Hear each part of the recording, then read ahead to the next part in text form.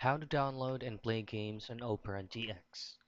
The first things first is of course download and install Opera GX browser on your device or on your laptop.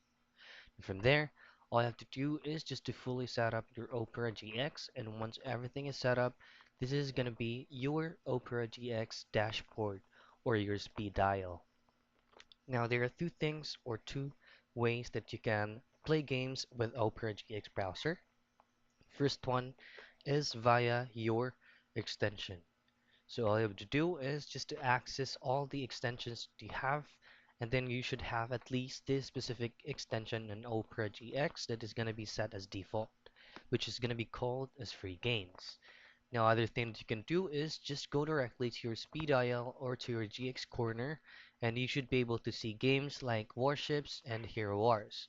So just choose on a specific game that you'd like to play, and not all the games that's going to be here on Opera GX is downloadable, but you can still play it for free.